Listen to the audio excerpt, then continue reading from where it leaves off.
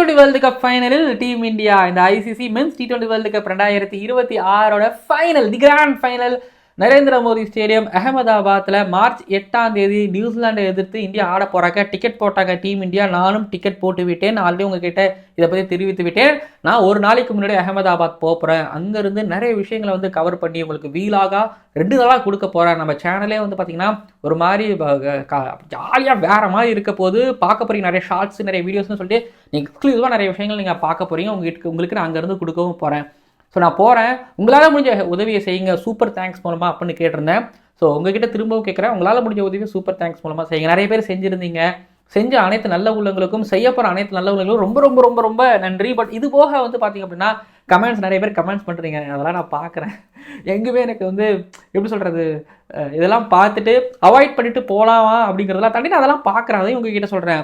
Online பிச்சைக்காரன் பிச்சை எடுக்க வந்துட்டியா, அதுக்கப்புறம் யூடியூப்லேருந்து காசு வருது இல்லை, அதெல்லாம் நீ என்ன பண்ணுற, அப்புறம் இது போக வேறு என்ன கமெண்ட்ஸ் வருது, நீ போய் ஜாலியாக இருக்கிறதுக்கு நான் எதுக்கு காசை கொடுக்கணும், இது மாதிரி கமெண்ட்ஸ்லாம் இருந்துச்சு. சரி ஓகே, இதுக்கெல்லாம் நான் பின்னாடி ஆன்சர் பண்ணுறேன். பட் கடைசியாக ஒன்று சொல்கிறேன், உங்களால் ஹெல்ப் பண்ண முடிஞ்சால் நீங்கள் ஹெல்ப் பண்ணிங்கன்னா ரொம்ப சந்தோஷப்படுவேன். பட் இந்த கமெண்ட்ஸ்லாம் பண்ணிங்களே, நான் ஆரம்பத்தில் இதெல்லாம் சொல்லி நான் நேரத்தை வேஸ்ட் ஆக்க விரும்பல. நான் பின்னாடி உங்களுக்கு நான் சொல்கிறேன், திரும்பவும் சொல்கிறேன், சூப்பர் தேங்க்ஸ் மேடம். உங்களால் நீங்கள் கொடுக்குற ஒரு 100 ரூபா, ஒரு 5 பேர் எனக்கு 100 ரூபா கொடுத்தீங்கன்னா அது எனக்கு ஒரு 500 ரூபாயாக வந்துருக்குது. ஒரு 4-5 பேர் சேர்ந்து எனக்கு 40 ரூபாயாக கொடுத்துருக்குறீங்க அப்படின்னா அது எனக்கு அங்கே வந்து ஒரு 200 ரூபாயாக வந்து நிற்குது. ஸோ உங்களுக்கு தெரியும் நம்ம சேனலோட வருமானம் வியூஸ்லாம் என்னென்னு சொல்லிட்டு நான் பின்னாடி பேசுகிறேன். அந்த கண்டென்ட்லாம் பின்னாடி பேச வேண்டிய கண்டென்ட் நான் இப்போவே பேசிக்கிட்டு இருக்கிறேன். சஞ்சு சாம்சன் இன்னைக்கு அடித்த சூறாவளி, ஜாக்கப் பெத்தல், சொல்லுங்கள், நீங்கள் சொல்லுங்கள். இந்தியா ஃபைனல் போனதை தாண்டி, இந்தியா அந்த மேட்சை ஜெயிச்சதில் தாண்டி, திஸ் ஆர் தட் சஞ்சு சாம்சனோட அந்த மேட்ச் வின்னிங் 89 இல்லை ஜாக்கப் பெத்தலோட 105 கமெண்ட் பண்ணுங்க, பார்த்து தெரிஞ்சுக்கிறேன். திஸ் ஆர் தட் ஏதாவது ஒன்று தான் கமெண்ட் பண்ணணும். சஞ்சு சாம்சனோட மேட்ச் வின்னிங் இன்னிங்ஸா இல்லை பயங்காடின ஜாக்கப் பெத்தலோட 100 கமெண்ட் பண்ணுங்க. வீடியோக்குள்ளே போகலாம். ஆனால் சேனலை சப்ஸ்கிரைப் பண்ணிடுறீங்களா? ஓவருக்கு 6 பால் தான், ஆனா நோ பால் போட்டா 7 பால் ஓடு. ஐபிஎல் பப்பியா லேடிஸ் அண்ட் ஜென்டில்மேன், இந்த மங்காத்தால ICC men's T20 world cup 2026 Mumbai வான்கடையில் நடந்து முடிஞ்ச இந்தியா வர்சஸ் இங்கிலாந்து செமிஃபைனல் 2ஓட அனாலிசிஸ் அண்ட் ரிவ்யூ பார்க்க வந்திருக்கீங்க. இந்த ஸ்பெஷல் கிரிக்கானந்தாஸ் ஷோவினிலே பர்ஃபெக்ட் மேட்ச், பர்ஃபெக்ட் மேட்ச். ஏன்னா இது இந்தியா ஜெயிச்சிருந்தாலும் இங்கிலாந்து ஜெயிச்சிருந்தாலும் யாருக்கா இருந்தாலும் இதில் ஜெயிச்சு ஃபைனல் போகிறவங்களுக்கு இந்த மாதிரியான ஒரு டெஸ்டிங் தேவை.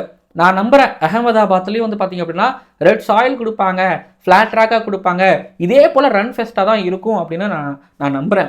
ஜாக்கப் பெத்தலோட பயங்காட்டின 100 ஒரு பக்கம், இங்கிலாந்து எதனால் தோத்தாங்க அப்படிங்கிறது ஒரு பக்கம், இந்தியா எதனால் ஜெயிச்சாங்க அப்படிங்கிறது ஒரு பக்கம், சஞ்சு சாம்சன், திலக் வர்மா, ஹர்திக் பாண்டியா, இஷான் கிஷன், அபிஷேக் சர்மா சொதப்பினது, இந்தியாவோட பவுலிங் சொதப்பினது, இதெல்லாத்தையும் அனாலிசிஸ் பண்ணுறதுக்கு முன்னாடி, இதை பற்றிலாம் பேசுறதுக்கு முன்னாடி, இண்டிவிஜுவல்ஸை பற்றி பேசுறதுக்கு முன்னாடி மேட்சை பற்றி பேசுகிறேன். இந்த பாருங்க, இந்த இண்டிவிஜுவல்ஸ் பெர்ஃபார்மன்ஸ்லாம் ஒரு பக்கம், பட் எண்ட் ஆஃப் த டே நீங்கள் மேட்சை வின் பண்ணீங்களா அப்படிங்கிறதா மேட்ரு. இப்போ சஞ்சு சாம்சன் 89 அடிச்சிருப்பாரு. ஆனால் ஒருவேளை மேட்சை தோத்துருந்தா அந்த 89 பயன்படாமலே போயிருந்திருக்கும். பட் இங்கே பெத்தலோட 105 பாரு போற்றும் ஒரு 105 அது ஆகியிருந்திருக்கும், உலகம் போற்றும் 105 ஆகிருக்கும். பட் ஆனால் இன்னைக்கு வந்து பெத்தல் அடிச்ச அந்த 105 இப்போ பேசாத மாதிரி பெருசாக ஆயிரும். ஏன்னா அங்கே தோத்துட்டாங்க. ஸோ எண்ட் ஆஃப் த டே நீங்கள் ஜெயிச்சியா, 100 வந்து யூஸ் ஆச்சா, ஒரு ரன் யூஸ் ஆச்சா அப்படிங்கிறது தான் அங்கே மேட்ரு. ஸோ அந்த வகையில் திரும்பி ரிப்பீட் பண்ணுறேன், கிரிக்கெட் அப்படிங்கிறது ஒரு தனி மனித விளையாட்டு கிடையாது, அது ஒரு குழு விளையாட்டு. 11 பேர் சேர்ந்து விளையாடுறதுல வந்து பார்த்தீங்க அப்படின்னா ஒருத்தரோட கான்ட்ரிபியூஷன் இல்லை, 11 பேரோட கான்ட்ரிபியூஷனும், 11 பேரும் ஒரே இலக்கு நோக்கி போக வேண்டும் அப்படிங்கிறதான் திரும்ப திரும்ப திரும்ப சொல்லிக்கிட்டே இருக்கும். இந்த வேன்கடேவும் அதான் சொல்லியிருக்குது. 254 டார்கெட்டு, 253 இந்தியா அடிக்கிறாங்க, அப்புறம் 246 எப்படி இங்கிலாந்து வந்தாங்க. நிஜமாலுமே சொல்கிறேன், தி பெஸ்ட் எவர் ஒரு கேம் இந்த T20 வேர்ல்டு கப்பில். அண்ட் அதே நேரத்தில் வந்து பார்த்திங்க அப்படின்னா இங்கிலாந்து இன்னைக்கு ஆடின செகண்ட் இன்னிங்ஸ் ஆடின விதம் எனக்கு ரொம்ப பிடிச்சிருந்துச்சு. சரி, அது ஏன் சொல்கிறேன் அப்படின்னா, இப்போ மற்ற டீம்ஸாக இருந்தால், இதுவே ஒரு ஃப்ளாட் ட்ராக்காக இருந்தாலும் மற்ற டீம்ஸாக இருந்தால் 170 180 அடித்து ஆல் அவுட் ஆகியிருந்திருப்பாங்க. பைலேட்டரல் சீரீஸ்லேயே வந்து பார்த்திங்க அப்படின்னா இந்த மாதிரியான விக்கெட்ஸ் கிடைச்சிருக்குது. இந்த மாதிரியான விக்கெட்ஸ் கிடைச்சும் இப்போ இந்தியா அந்த மாதிரியான ஒரு பெரிய ஸ்கோரு சேஸ் பண்ணாலோ இல்லை ஆப்பனண்ட் வந்து சேஸ் பண்ணாலோ ஸோ தோற்றுருக்காங்க. பட் இங்கே இந்த டீம் வந்து இன்னைக்கு செமிஃபைனலில் வந்து 253 இந்தியா அடிக்கிறாங்க, 254 டார்கெட்டு, 246 வந்துருக்குறாங்க. 7 ரன்கள் வித்தியாசத்தில் தான் இந்தியா ஜெயிச்சிருக்கிறாங்க. பட் நான் ஒன்று சொல்லுவேன், திரும்ப ரிப்பீட் பண்ணுறேன், இது எங்கேயா சொல்லியிருக்கிறான்னு எனக்கு தெரில, பட் சொல்ல போகிறேன்னு எனக்கு தெரில. ஆனால் ஃபைனல் போகிற ஒரு டீமுக்கு செம்மையான ஒரு அலர்ட் அப்படின்னு ஆரம்பத்தில் சொல்லியிருந்திருப்பேன். நீங்கள் கவனிச்சிங்கன்னா நீங்கள் கவனிச்சிங்கன்னா ஈடன் கார்டன்ஸ்லேயும் ஒரு மாதிரி என்ன சொல்கிறது ரோடு தான் கொடுத்தாங்க. பட் அங்கே வந்து சவுத் ஆஃப்ரிக்கா சரியாக விளையாடலை. பட் ஆனால் இந்த ரோடில் எப்படி விளையாடணும்னு அவங்க நியூசிலாண்டோட ஓப்பனர்ஸ் காமிச்சிட்டாங்க. பட் இங்கே வந்து பார்த்தீங்க அப்படின்னா ஒரு இந்தியாவும் ஒரு இங்கிலாண்டும், முக்கியமாக இங்கிலாந்து இப்படி தான் விளையாடணும்னு காமிச்சிட்டாங்க. இப்போ அகமதாபாத்தில் உங்களுக்கு எனக்கு தெரிஞ்ச ரெட் சாயில் கொடுப்பாங்க நான் நம்புகிறேன். பிளாக் சாயில் கொடுக்க மாட்டாங்க, ரெட் சாயில் தான் கொடுப்பாங்க. ஹை ஸ்கோர் த்ரில்லராக தான் இருக்கும் அப்படின்னு நான் அதில் எனக்கு துளியும் டவுட்டு கிடையாது. ஸோ அப்போது ஃபஸ்ட் இன்னிங்ஸ் வந்து ஒரு வேளை 260 ஒரு டீம் அடிக்கிறாங்களோ 270 அடிக்கிறாங்கனாலும் அது சேஸபிள் ஸ்கோர் தான் இவங்க காமிச்சிருக்கிறாங்க. நான் சொல்கிறேன் இருங்க, இந்த மேட்ச்சில் வந்து பார்த்திங்க அப்படின்னா ஃபஸ்ட்டு இங்கிலாந்து டாஸை வின் பண்ணி சேசிங் எடுக்கும் போதுமே வந்து எல்லோரும் அதாவது மேட்ச் பார்த்துக்கிட்டு இருக்கும்போது எல்லாருமே பாதியிலே வந்து அதாவது மேட்ச் பார்த்துருக்கும்போது இந்தியா 250 போயிடுவாங்க அப்படின்னு கன்ஃபார்ம் பண்ணியாச்சு. சஞ்சு சாம்சன் ஆடிட்டு இருக்கும்போது 250 அப்படிங்கிறத கன்ஃபார்ம் பண்ணியாச்சு. மேட்ச் போகவா சொன்னல 250 வந்துச்சு சொன்னல அப்போ அப்படிங்கும் போதும் 230 அடிச்சாலே ஜெயிச்சிடலாம், இல்லை 250லாங்கிறது வந்து பார்த்தீங்கன்னா அது முடியவே முடியாது அப்படிங்கிற மாதிரியும் மேட்ச் பார்த்துக்கிட்டு இருக்கும்போது எல்லாரும் ஆப்வியஸ்லி சொல்லிக்கிட்டு தான் இருந்தாங்க, யோசிச்சுக்கிட்டு தான் இருந்தாங்க. பட் எனக்கு ஒரு விஷயம் தோணிக்கிட்டே இருந்தது, இந்த பிச்சில் இது வந்து ஒரு 20-25 ரன்கள் கம்மியான ஸ்கோராக நான் பார்க்குறேன். ஏன்னா இந்தியா என்னதான் நல்லா விளையாண்டுக்கிட்டே இருந்தாலும் ஓவருக்கு 9-10 ரன்னோ அந்த மாதிரி தான் 11 ரன்னோ மட்டும் தான் வந்துக்கிட்டு இருந்தது. எல்லா சில தொய்வுகள்லாம் இருந்துக்கிட்டு இருந்தது. அதை இது வேற எந்த ஒரு டீமாக இருந்தாலும் இது எந்த அளவுக்கு எடுத்துகிட்டு போவாங்கன்னு எனக்கு தெரில. அதாவது இந்த பிச்சில் இந்தியா வந்து ஒரு 270 அடிச்சிருக்கணும், 280 அடிச்சிருக்கணும், பட் 30-40 ரன் கம்மி அப்படின்னு நாங்கள் சொல்கிறேன். பட் செகண்ட் இன்னிங்ஸில் போகும்போது அந்த 280 அப்படிங்கிறது வந்து இன்னும் கூடுதலாக ஒரு என்ன சொல்கிறது ஒரு 30-40 ரன் 50 ரன் அடித்த மாதிரி வந்து நிற்கும். ஸோ ஆக மொத்தத்தில் வந்து பார்த்தீங்கன்னா இப்போ அடித்த 6 ரன்னே வந்து ஒரு 300 மாதிரி தெரியும். ஸோ நான் என்ன சொல்ல வரேன் அப்படின்னா 250 செகண்ட் இன்னிங்ஸில் ஆடுறது கஷ்டம் தான், அது ஒரு ப்ரெஷர் தான். ஏன்னா 280 300 மாதிரி வச்சாதான் அது சரியாக இருக்கும் அப்படின்னு நான் சொல்கிறேன் இல்லையா. ஆனால் இந்த இடத்துல மற்ற டீமாக இருந்தாங்கன்னா அந்த 254 பார்த்துட்டே படுத்துட்டு விழுந்துருவாங்க. இந்தியாவில் எவ்வளோ பைலேட்டர் மேட்சஸ் பார்த்துருக்குறோம். எங்கேயாவது 230 240 போகும்போது நியூசிலாந்து ஓடியில் வந்து கொஞ்சம் ஒரு சேஸ் பண்ணி காமிச்சாங்க, பயமுறுத்தலாம் காமிச்சாங்க, கரெக்டு தான். ஆனால் இது மாதிரியான ஸ்கோர் T20 வரும்பொழுது இந்தியாவே பைலேட்டர் சீரீஸில் உழுந்து சுருண்டுருக்குறாங்க. சவுத் ஆஃப்ரிக்காக்கிட்டையும் நடந்திருக்கு, நியூசிலாண்டுக்கிட்டையும் அது நடந்திருக்குது. ஸோ அப்படிங்கும்போது வந்து பார்த்தீங்க அப்படின்னா இங்கிலாந்து 170 180 தான் அடிப்பாங்க அப்படிங்கிற மாதிரி தாட் எனக்குள்ளே இருந்துச்சு.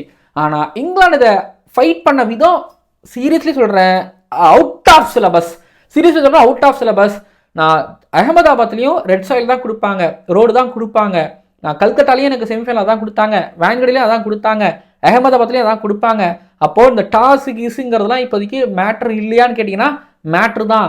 டாஸை வின் பண்ணி ஃபர்ஸ்ட் பேட்டிங் எடுத்துட்டு கவனமாக விளையாடணும். ஆனால் இந்தியா கவனமாக விளையாண்டாங்களா?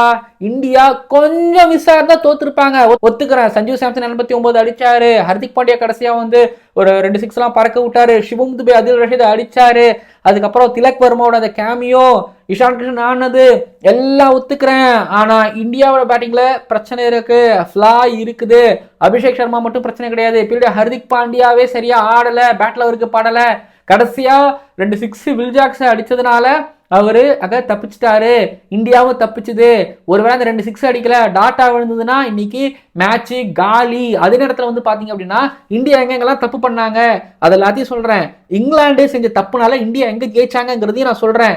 இந்தியா தப்பிச்சிருக்காங்கன்னு தான் நான் சொல்லுவேன். அதில் எனக்கு எந்த விதமான தயக்கமும் பயமும் எனக்கு கிடையாது. பவர் பிளேயில் அபிஷேக் சர்மா வில்ஜாக்ஸை கொண்டு வந்தனே தடுமாறினாரு. ஸோ அந்த இடத்துல வந்து பார்த்தீங்கன்னா அந்த பவர் பிளேயில் வந்து தடுமாறினாரு, சில பேர் டாட்ஸ் விழுந்துச்சு.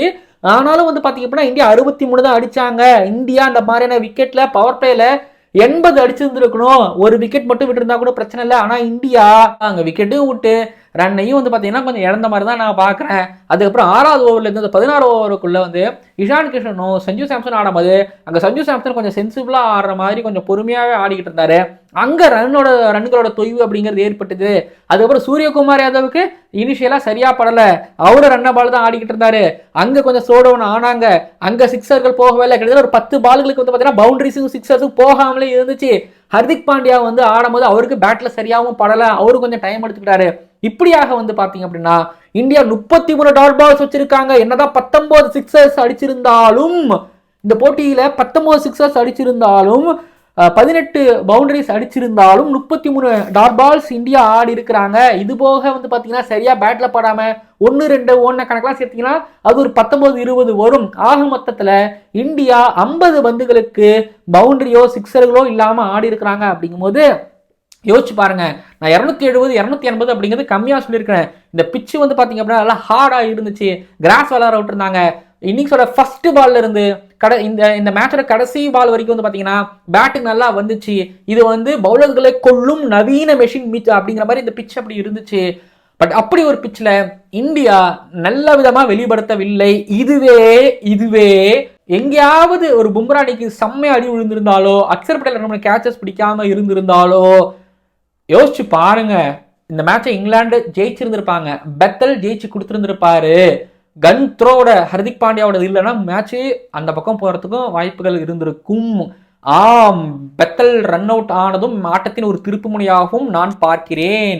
சரி, ஓகே, இந்த மேட்ச்ல எங்க இங்கிலாந்து தோத்தாங்க அப்படின்னு கேட்டீங்கன்னா, கடைசி ஓவர் ஜெமி ஓவர்டன்ட்ட கொடுத்துருக்கலாமோன்னு நான் சொல்லுவேன், ஃபார்வர்ட்ட கொடுத்துருக்கலாமோ அப்படின்னு நான் சொல்லுவேன்.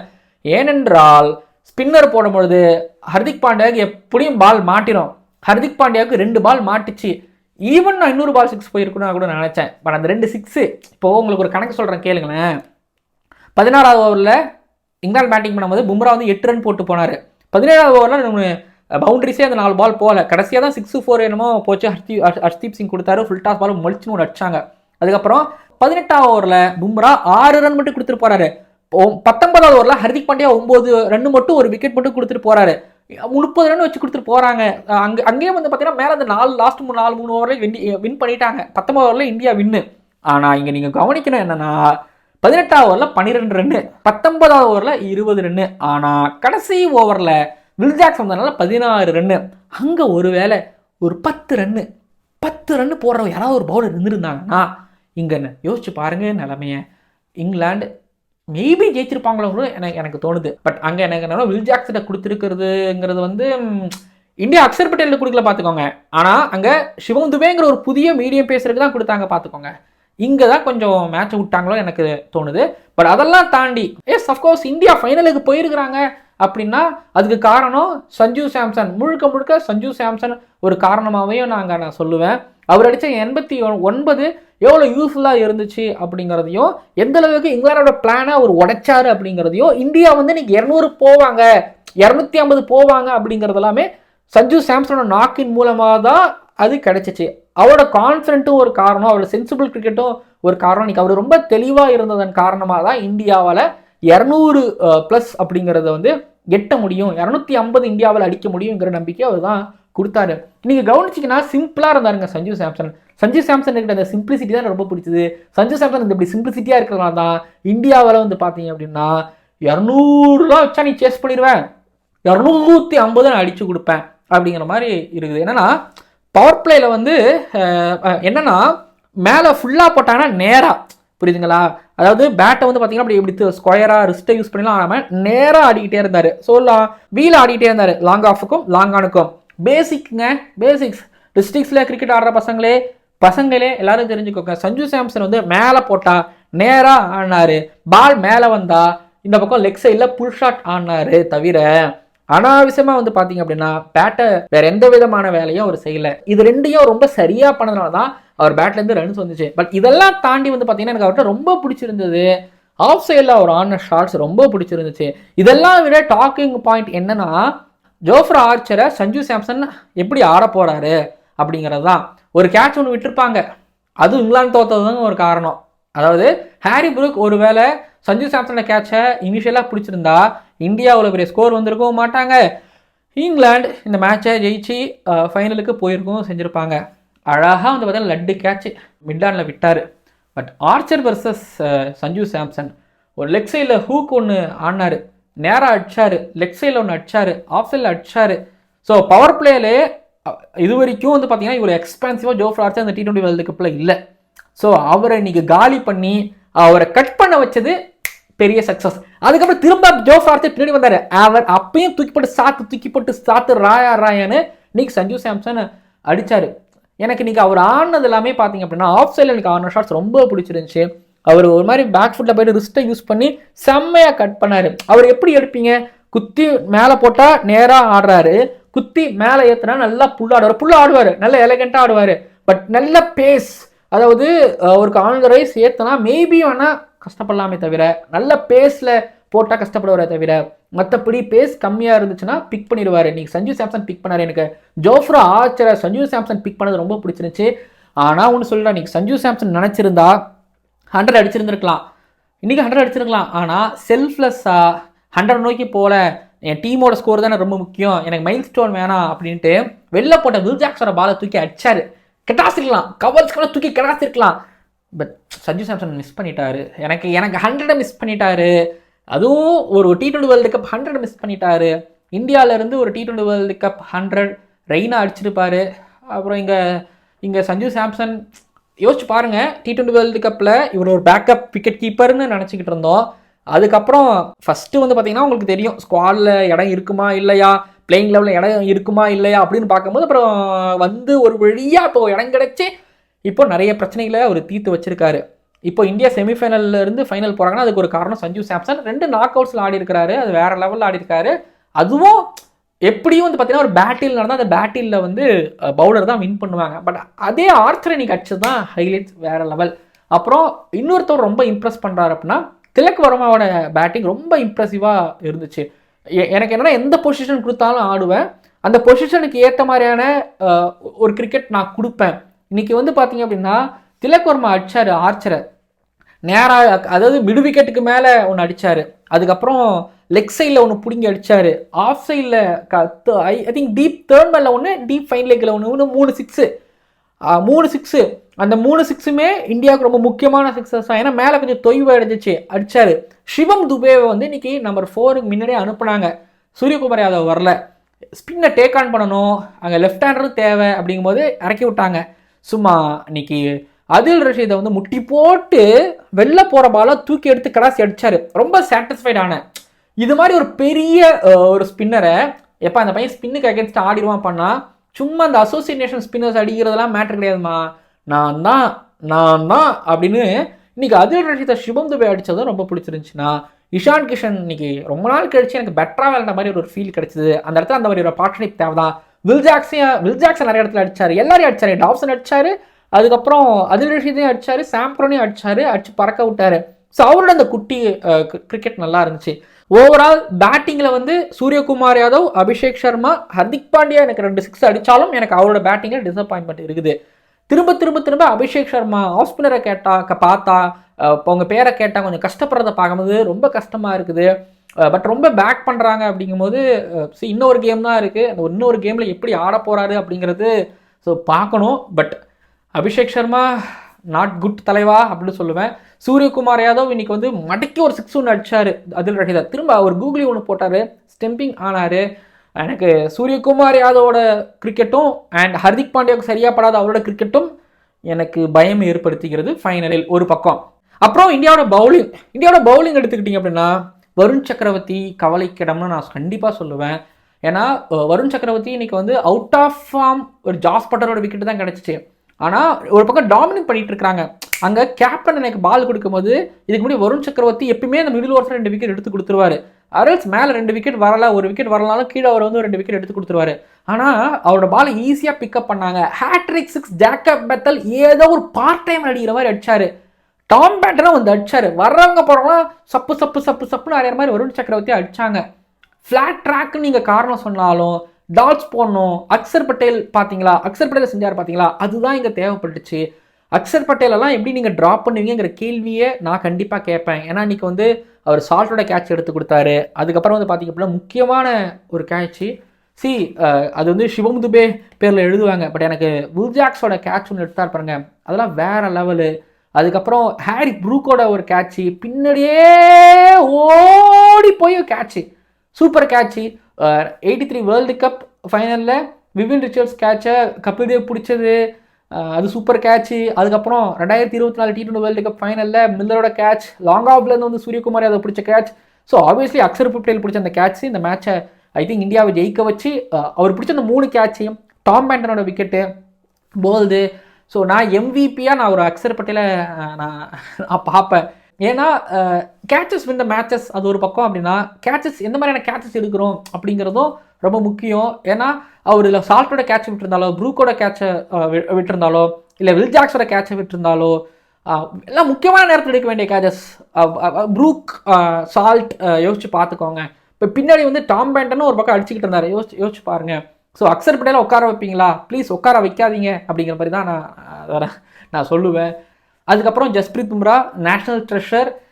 இந்த மேட்ச்சில் வந்து விக்கெட்டு அப்படிங்கிறதெல்லாம் தாண்டி போடக்கூடிய ஒவ்வொரு டாட் பாலும் விக்கெட்டுக்கு சமமாக தான் பார்க்குறேன்.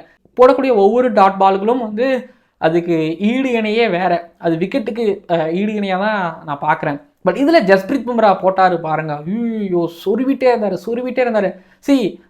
ஜஸ்பிரீத் பும்ரா எந்த அளவுக்கோ அதே போல் ஹர்ஷ்தீப் சிங்கும். ஏன்னா ஹர்ஷ்தீப் சிங்கோட இயர்லி அந்த 2 ஓவர்ஸில் எவ்வளோ நல்ல பால்கள் இருந்தது, எவ்வளோ யார்கர்ஸ் நெயில் பண்ணார். தெரிஞ்சிருச்சு விக்கெட்டில் வந்து பார்த்தீங்க அப்படின்னா எதுவுமே இல்லை, குத்தி போட்டால் அடிச்சிருவாங்க, பேட்டிங் நல்லா வருது முட்டும் அப்படிங்கும்போது நிறைய யார்கர்ஸ் போட்டார்.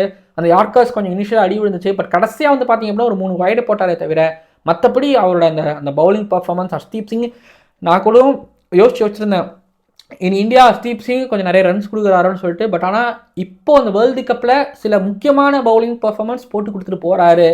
அப்புறம் ஹர்திக் பாண்டியா ஞாபகம் இருக்குது, சவுத் ஆஃப்ரிக்காவுக்கு அகேன்ஸ்டாக 20வது ஓவர் போட்டு 20 ரன் கொடுத்துட்டு போகும்போது எனக்கு ரொம்ப வருத்தம் இருந்தது, ஒரு சீனியர் ப்ரோ நீங்கள் இப்படியா போடுவீங்க. பட் 19th ஓவர் 9 ரன், அதில் ஒரு விக்கெட் ஹர்திக் பாண்டியா அற்புதம் பண்ணிட்டார். ஸோ இப்படின்னு வந்து பார்த்தீங்க அப்படின்னா சஞ்சு சாம்சனோட பர்ஃபார்மன்ஸ் தாண்டி, இந்தியாவோட பேட்டிங் பர்ஃபார்மன்ஸ் தாண்டி, இந்தியாவோட பவுலர்ஸுகளை இவங்க போட்ட முக்கியமான ஓவர்ஸ் அதை பவர் பிளேயில் போட்டிருப்பாங்க. அக்சர் பட்டேலில் கொடுக்கும்போது 2 ஓவர் போட்டது, எங்கெங்கெல்லாம் பும்ரா வந்து போட்ட ஓவரோ அங்கங்கெல்லாம் தொய்வு. இத்தனைக்கும் இங்கிலாந்து வந்து பும்ராவை பெருசாக அடிக்க பார்க்கவே இல்லை, பெருசாக போக வேணாம் அப்படின்னு நினச்சாங்க. அங்கேயும் ஒரு தப்பு பண்ணாங்க. மேபி பும்ரா கிட்ட ஒரு சான்ஸ் பார்த்துக்கலாமோன்னு கேட்டிங்கன்னா விக்கெட் விழுந்துருச்சுன்னா நான் சொல்கிறது புரியுது. But Bumrah national treasure. சரிங்க, இந்த மேட்சை பற்றி என்ன சொல்கிறது, ஒரு 254 சேஸு, அதில் வந்து பார்த்தீங்க அப்படின்னா 246 வராங்க. இதில் இவங்க தோத்துட்டாங்க அவங்க தோத்துட்டாங்கன்னு அப்படின்னு எனக்கு எப்படி சொல்கிறது எனக்கு தெரியல. பட் 2 டீமும் அற்புதமாக விளையாண்டாங்க, 2 டீமும் ஜெயிச்ச மாதிரி தான் நான் பார்க்குறேன். இதில் ஜேக்கப் பெத்தல் என்ன மாதிரி டேலண்ட்டுங்க. அதாவது இப்போ இங்கிலாண்டோட டேலண்ட் போல் நீங்கள் பாருங்களேன். ஒரு பக்கம் வந்து பார்த்தீங்க அப்படின்னா ஹாரி ப்ரூக், இன்னொரு பக்கம் ஜேக்கப் பெத்தல் ஆஷஸில் 100, தென் இங்கே T20 வேர்ல்டு கப் செமிஃபைனலில் ஒரு 100. இது அப்படியே பாருங்க, டெஸ்ட்டு T20யில் அடிக்கிறாரு. அதுவும் இன்னைக்கு ரொம்ப அதிகமாக அடித்தது, வளைச்சது அடித்ததுன்னா இன்னைக்கு வந்து வருண் சக்கரவர்த்தி அடித்தார், ஸ்பின்னர் அடிச்சிருக்கிறாரு, அதுவும் சிக்ஸர்ஸ் நிறைய இன்னைக்கு கன்சிடர் பண்ணியிருக்கிறாரு. அதுவும் வருண் சக்கரவர்த்திக்கு அகேன்ஸ்டாக ஹேட்ரிக் சிக்ஸர் அடிச்சிருக்கிறாரு. அப்படிங்கும்போதுலாம் இதில் வித்தியாசம் இந்தியன் பேட்டிங்க்கும் இவங்களுக்கு இருக்கிற வித்தியாசம் என்னன்னா, பவுண்டரிஸ் ரேஷியோ, சிக்ஸர்ஸ் ரேஷியோ வந்து பார்த்தீங்க அப்படின்னா இந்தியா வந்து அதுவும் நல்ல 19 சிக்ஸர் அப்படின்னா அங்கே 15 சிக்ஸர் அடிச்சிருக்கிறாங்க. பட் இந்தியா 18 பவுண்டரிஸ், இங்கே 21 பவுண்டரிஸ் அடிச்சிருக்காங்க. இன்னும் கூட சேர்த்து ஒரு பட்லரோ சால்ட் 2-3 சிக்ஸ் அடிச்சிருந்தாங்கன்னா அந்த மேட்ச் மேபி மாறி இருக்கும் அப்படிங்கிற மாதிரி நான் பார்க்குறேன். பட் ரன்னிங் பிட்வீன் விக்கெட்டில் பெத்தல் கூட ஆடுறவங்க எல்லாருமே அதை செம்மையாக பண்ணாங்க. 1-2 2 வந்து பார்த்தீங்கன்னா கரெக்டாக ஓடி முடித்தாங்க. எனக்கு பெத்தலோட இன்னிங்ஸ் ரொம்ப பிடிச்சிருந்துச்சு. அதுவும் சேசிங்கில் அப்படின்னா இந்தியாவில் இந்தியன் க்ரௌடுக்கு முன்னாடி ஒரு மாதிரி நல்ல பவுலிங் அட்டாக்கு எகென்ஸ்டாக இப்படி அடிக்கிறதுலாம் அது அவ்வளோ சாதாரண விஷயம் கிடையாது. பெத்தல் அடிச்சிருக்கிறாரு. பெத்தலோட ஒரு அவுட்ஸ்டாண்டிங்கான நாக் ஞாபகம் இருக்குது, 2007 T20 வேர்ல்டு கப். அப்போ யுவராஜ் சிங் வந்து 6 சிக்ஸர் அடிப்பார். அந்த மேட்ச்சில் இதே மாதிரி ஒரு பெரிய டார்கெட் தான். அப்போவும் இங்கிலாந்து சேஸ் பண்ணி பக்கத்தில் வருவாங்க. அப்போ பார்த்தா காலையில் எழுந்து பார்த்தா இந்தியா வின் பண்ணியிருப்பாங்க.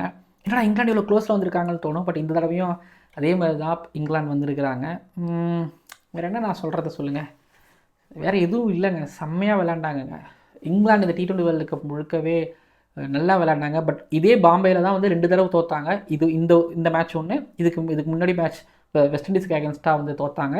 நேபாள் கிட்ட ஆல்மோஸ்ட் இப்படி தான் நின்னாங்க இங்கிலாந்து. பட் கடைசியாக வந்து பார்த்தீங்கன்னா சாம்கரன் நல்லா பவுலிங் போட்டு வின் பண்ணி கொடுத்தாரு. பட் இந்தியாவுக்கு அப்படி இல்லை. இந்தியாவுக்கு வந்து ஒரு பும்ரா, ஒரு பாண்டியா இவங்க போட்டு கடைசியாக வின் பண்ணி கொடுக்க வேண்டிய நிலைமை இருந்துச்சு. இந்தியா ஜெயித்தாங்க. இந்தியா இப்போது ஃபைனலுக்கு போயிருக்கிறாங்க. ஒரு பக்கம் அப்படின்னா இங்கிலாந்து நல்ல கிரிக்கெட் ஆடிட்டு போயிருக்கிறாங்க. பட் இந்த T20 வேர்ல்டு கப்பில் அப்புறம் இன்னொன்று என்னென்னா, அவங்க ஒரு வெஸ்ட் இண்டீஸில் இங்கே மும்பையில் லாஸ் ஆனாங்க. வெஸ்ட் இண்டீஸ் சூப்பர் 8ஓட ஆக்சுவலி நீங்கள் பார்த்தீங்கன்னா இந்த T20 வேர்ல்டு கப்பில் அந்த டாப் 5 டீமில் அவங்களும் ஒருத்தவங்க. ஸோ ஒரு பெஸ்ட் டீம் அதை சொல்கிறாங்க. இந்த செமிஃபைனல் பெஸ்ட் டீம் விளையாடும் போது எஸ் அஃப்கோர்ஸ் இந்த மாதிரியான ரிசல்ட்ஸ் தான் வரும். 2 பெஸ்ட் டீம் மோதுறாங்க. ஸோ இப்படி தான் இருக்கும் மேட்ச்சு, அப்படி தான் கொடுத்தாங்க. இங்கிலாண்டும் சற்றும் சலைச்சவர்கள் இந்த மாதிரி காமிச்சிருக்கிறாங்க. Player of the match award Sanju சாம்சனுக்கு வெல் ரிசர்வ்டு. இந்த மேட்சை டிஃபைன் பண்ணதே அவர் தான். பெத்தலுக்கு ஏதாவது ஆறுதல் பரிசு கொடுத்துருப்பாங்க அப்படிங்கிற மாதிரி சொல்கிறீங்களா? ரைட்டு. பட் ஆனால் செம்மையாக விளையாண்டுற டவுட்டே கிடையாது. அப்புறம் நான் சூப்பர் தேங்க்ஸ் மூலமாக உங்ககிட்ட உதவி கேட்கும்போது அது உதவியே கேட்குறதா எனக்கு தெரியல. பட் ஆனால் சூப்பர் தேங்க்ஸ் மூலமாக உங்ககிட்ட கேட்கும்போது எக்கச்சக்கமான கமெண்ட்ஸ் இருந்தது. பிச்சை எடுக்க வந்துட்டியா, ஆன்லைன் பிச்சை, அதுக்கப்புறம் யூடியூப்பில் காசெல்லாம் வருது என்ன பண்ணுற இப்படி நிறைய கேட்டிங்க. நான் திரும்ப சொல்கிறேன், யூடியூப்பில் நம்ம சேனலோட ஒவ்வொரு வீடியோட வியூஸ் நீங்கள் பார்த்துருக்கீங்களா? நம்ம போடுற கண்டென்ட்ஸ்லாம் நீங்கள் பார்த்துருக்கீங்களா? எவ்வளோ வியூஸ் வருது, அது மூலமாக எனக்கு எவ்வளோ வருமானம் வரும்னு நீங்கள் நினைக்கிறீங்க? ப்ரொமோஷன்ஸ் எத்தனை ப்ரொமோஷன்ஸ் நான் மாதத்துக்கு பண்ணுறேன், வாரத்துக்கு பண்ணுறேன்? இன்ஸ்டாகிராமில் நான் எவ்வளோ ப்ரொமோஷன்ஸ் பண்ணுறேன் நீங்கள் பார்த்துருக்கீங்களா? தெரியுமா உங்களுக்கு? ஆன்லைன் பிச்சை அப்படின்னு எப்படி சொல்கிறீங்கன்னு சத்தியமாக எனக்கு தெரில. பட் ஓகே, உங்களுக்கு அது எப்படி இருந்தாலும் ஓகே. உங்களால் கொடுக்க முடிஞ்சால் கொடுங்க. இல்லைன்னா வச்சுங்களேன், ஒருத்தர் சொல்லியிருந்தாரு, நான் இதை வந்து வேறு யாருக்காவது சாப்பாடு பசியில் இருக்கிறவங்க சாப்பாடு, ஐயோ தயவு செஞ்சு யாராவது பசியில் சாப்பாடு தான் அவங்களுக்காவது வாங்கி கொடுங்க, எனக்கு கொடுக்கலாம் பரவாயில்ல. நான் எப்படி சொல்கிறேன், இவ்வளோ நேரம் நீங்கள் பேசுனீங்களே, உங்களை பார்த்தா ஏதோ பசியில் இருக்கிறவங்க சாப்பாடு வாங்கி தர மாதிரி எனக்கு தெரியல, வயிற்றுலே மிதிக்கிற மாதிரி இருக்குது, அப்படி தான் எனக்கு தோணுச்சு. நான் கூட அதை கமெண்ட்ஸில் பெருசாக வெளிப்படுத்தலை. நான் திரும்ப சொல்கிறேன், உங்களுக்கு கொடுக்க முடிஞ்சால் கொடுங்க, இல்லைன்னா கொடுக்கலான்னு பிரச்சனையே கிடையாது. பரவாயில்ல தலைவா, நான் சமாளிச்சுப்பேன். ஓகேங்களா? ரொம்ப நன்றி கொடுத்தவங்களுக்கு. நான் திரும்ப சொல்கிறேன், உங்களுக்கு கொடுக்க மனசு இருந்தால் கொடுங்க, கொடுக்கலன்னா விட்டுருங்க. புரியுதுங்களா? நன்றி.